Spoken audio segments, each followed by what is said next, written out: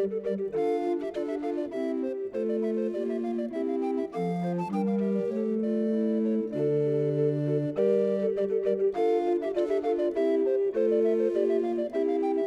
I'm Peter Adamson, and you're listening to the History of Philosophy podcast, brought to you with the support of the Philosophy Department at King's College London and the LMU in Munich, online at historyofphilosophy.net. Today's episode, Everything is Mine and Nothing, Lipsius and the Revival of Stoicism. You can tell a lot about a man by the title page of the 17th century edition of his collected works, especially if that title page was designed by the great artist Peter Paul Rubens. Rubens gave this treatment to the Opera Omnia of Justus Lipsius, published in 1637, 31 years after Lipsius's death. Tellingly, it shows the face of Lipsius flanked by two other busts, one of the Roman historian Tacitus, the other of the Roman Stoic philosopher Seneca. Thereby, Rubens captures something of Lipsius's humanist achievement. He gained renown as an editor and scholar of Tacitus and Seneca, and was a central figure in the revival of Stoic thought around the turn of the 17th century, which had an impact upon Rubens himself and many other European intellectuals. Lipsius was not the only figure of this period to engage with Stoicism, of course.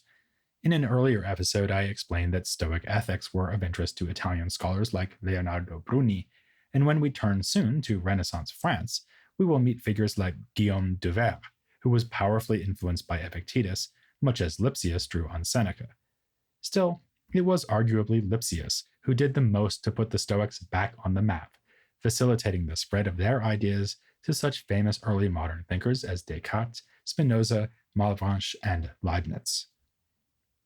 Lipsius wrote several works that were central to this neo-Stoic movement, composing an introduction to the Stoic system that appeared in 1604, and even more consequentially, On Constancy, published back in 1584. It would be translated into numerous languages and receive more than 80 editions.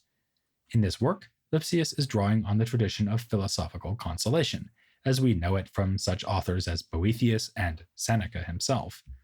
But as Lipsius emphasizes in his preface, he is innovating within the consolatory genre by focusing on the problem presented by what he calls public evils. The reasons for his interest in that question are not far to seek. He was born near Louvain in 1547, and thus lived through the upheavals of the Low Countries during the Wars of Religion. These powerfully affected Lipsius's own life. After studying in Louvain, he traveled around Europe, with stints in Rome, Vienna, and Jena, before taking up a position as historian at the University of Leiden in 1579. Here he adopted the Calvinist confession only to recant after departing from Holland in 1591. His return to the Catholic fold didn't stop his great treatise On Politics from 1589 from being placed on the Index of Prescribed Books, forcing him to make changes to the text. On Constancy takes the form of a dialogue between Lipsius and his friend Charles Languis, chatting during Lipsius's sojourn in Vienna. Actually, chatting is not really the right word. It's more like Lipsius is expressing his anguish at the state of affairs back home, and Languis is using all the weapons of Stoic philosophy to browbeat Lipsius into pulling himself together. He tells Lipsius that his travels abroad were never going to help him cope with the upheaval in his native land. You carry war with you, and a change of physical circumstances has little effect on such turmoil in the soul. The solution is instead to take what we still call a more Stoic perspective on the political situation. Part of the problem is that Lipsius, presented here as a proud native of Flanders, is simply too caught up with the events there. It is irrational for Lipsius to be more upset by what happens in Flanders than in Ethiopia or India. True philosophers should instead consider the whole world to be their country, an idea ascribed here to Socrates, though it is reminiscent of Diogenes the Cynic's claim to be a citizen of the universe. The character of Lipsius responds that it is only natural for him to value his homeland, which nurtured him from birth. But Languis dismisses this, arguing that a feeling of attachment to one's country is in fact just disguised self-interest, the outcome of a historical process by which communities came together for the sake of security. So it turns out that distress motivated by patriotism is the result of mere opinion, which in this dialogue means a false supposition about matters both human and divine. In contrast to opinion would be right reason, which tells us that we should not let our peace of mind depend on having such things as wealth, honor, health, and political tranquility. If we can let go of our need for such things, we can attain the constancy that gives this dialogue its name. Constancy is defined as a right and immovable strength of the mind, neither lifted up nor pressed down with external or casual accidents. Now, this is just standard Stoic doctrine. The so-called external goods are in fact indifferent, meaning that they are not necessary for the happiness of the true sage. It may still be rational to prefer health to illness or peace to warfare, which explains how it can be that in his treatise on politics, Lipsius waxes enthusiastic about the benefits of peace and laments the destruction caused by civil wars. But according to official Stoic doctrine, even peace is an indifferent. Also classically Stoic, in every sense of that phrase, is the next main point made in the dialogue: all events are fated to occur by divine providence, so we should accept them with equanimity.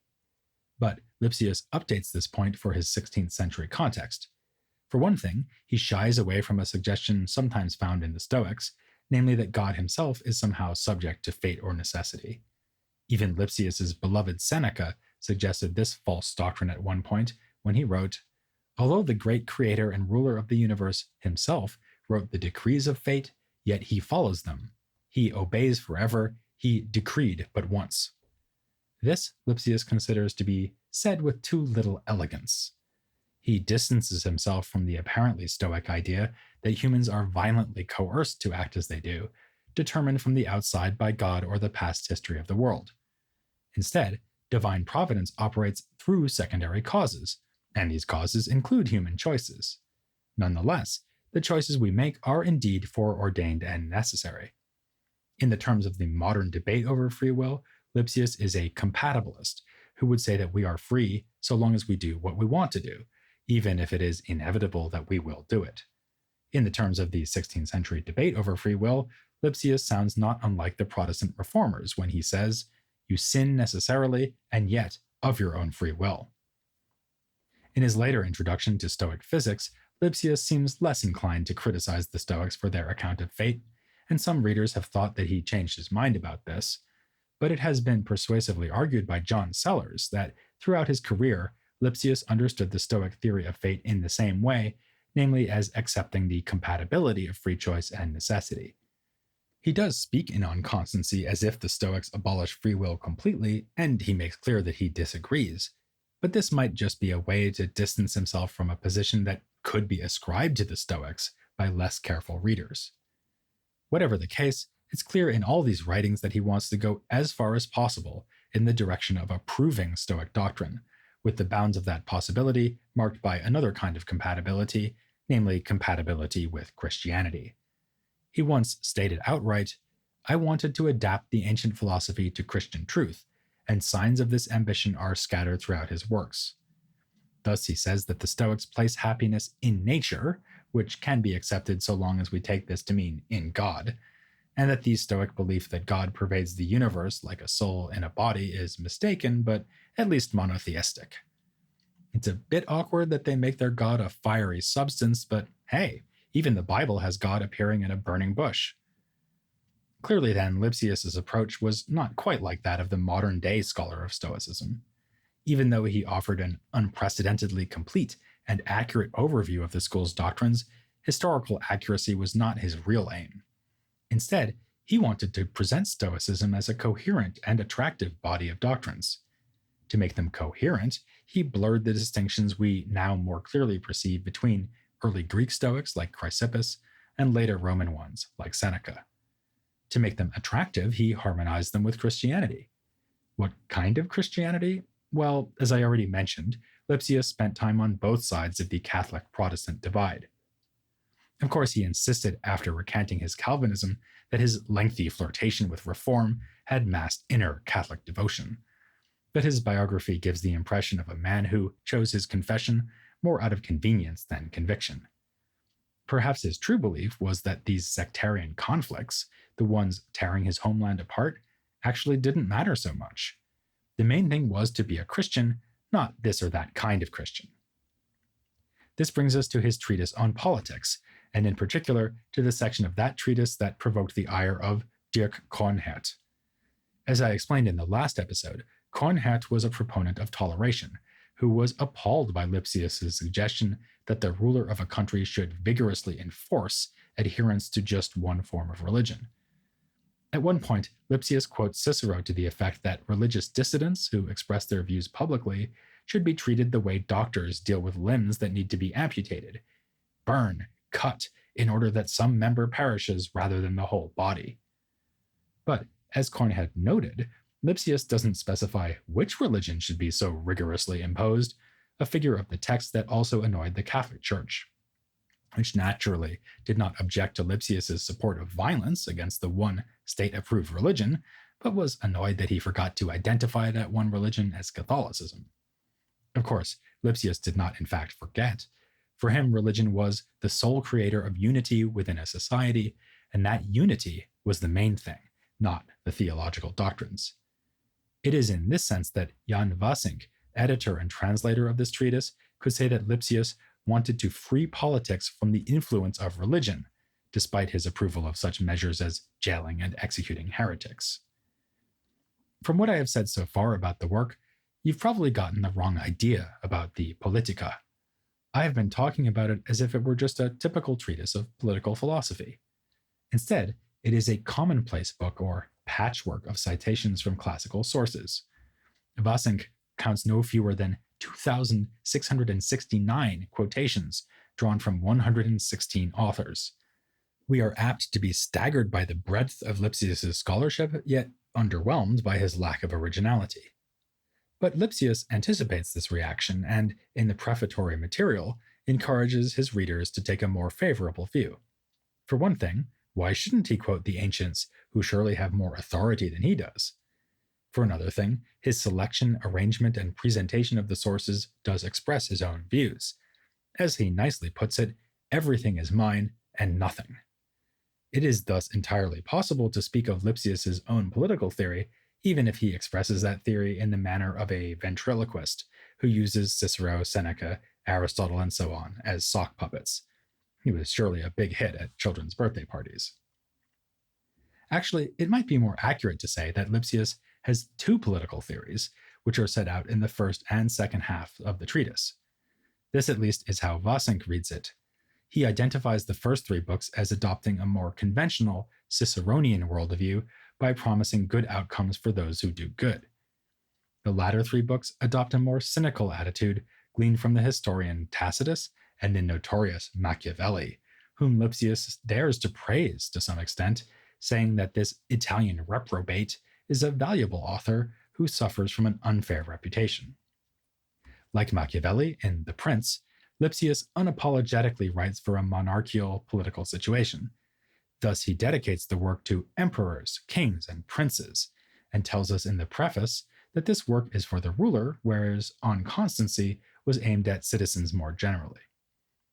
He prefers monarchy as the type of regime that goes furthest back in human history, is most natural, and tends to be most unified in purpose. Again, his priority is social cohesion, or as he puts it at one point, the avoidance of chaos. He goes so far as to say that the ruler stands above the law, though true kingship is in the first place conferred through a legal process and becomes mere tyranny if the ruler fails to work towards the good of his subjects. Given the lack of institutional constraint envisioned by Lipsius, it seems that good rule depends entirely on the personal wisdom and virtue of the ruler, a classic shortcoming of works in this genre of mirrors for princes.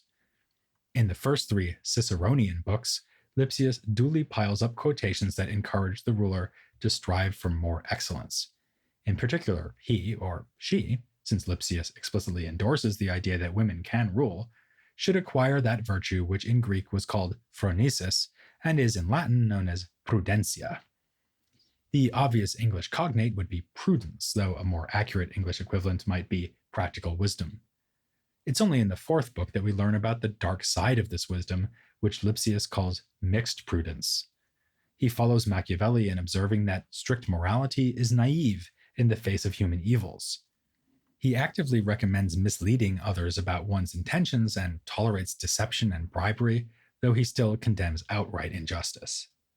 A Machiavellian note is also struck by Lipsius's pessimism about the general population, which he regards as fickle and ruled by emotion, and by his advice to cultivate fear and respect, as well as love. Occasionally, it is necessary to act against one's enemies, and when the time has come, one should make sure to wipe them all out at the same time.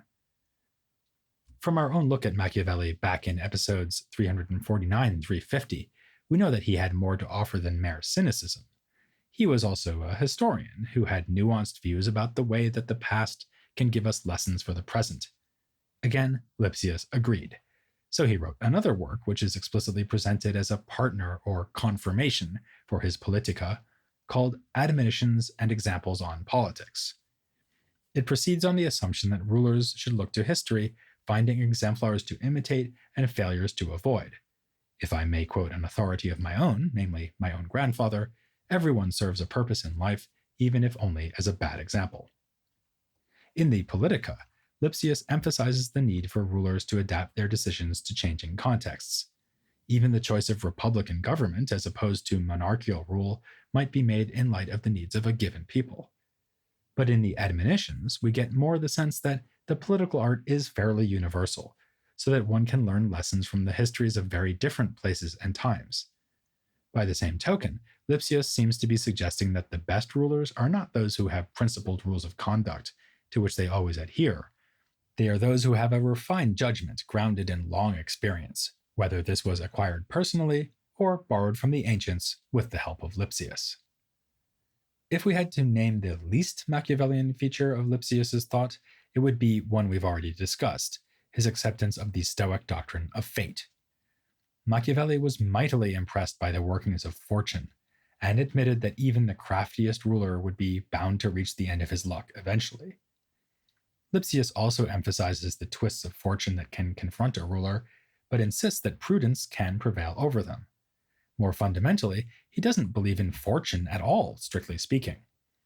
Whereas Machiavelli was rather taken by the Epicurean worldview with its random scatterings and conjoinings of atoms, Lipsius is a partisan of the Stoics. So it seems to be mere fortune is, for him, the inscrutable but inevitable work of fate, laid down by divine providence. In the Admonitions, he mentions the example of the Spanish ruler, Philip II, who came to the throne because almost 24 other people who would have been in the line of succession just happened to die. It belongs to the ruler's virtue to realize that such apparently random events are in fact chosen by God, and as Seneca says, endure what cannot be changed and follow God without complaint. This is advice that applies to us non-rulers too, as we've seen, something that could lead to a quietist position. That is, Lipsius might wind up advising us to be not only untroubled by political events, but also uninvolved with them. In On Constancy, he mentioned a significant caveat to his critique of patriotism, namely that you should serve your country's prince with a steadfast sense of duty. You should even be ready to die on his behalf, even if you wouldn't weep on his behalf, given that you will maintain an unperturbed state of mind at all times. But in Politica, he admits that it can be difficult to know whether to engage in warfare. In one of the many chapters that mount up authoritative quotations on both sides of a question, like a miniature philosophical dialogue, he gives us considerations for and then against fighting in a civil war. At first glance, this looks like a rather dry academic exercise, like a scholastic citing sources in a disputed question. But when we recall the political circumstances under which Lipsius wrote, we realize that we are reading an apparently dispassionate treatment of a genuinely agonizing question. Indeed, Lipsius seems to have been torn between two kinds of life, both of which were modeled by the ancients.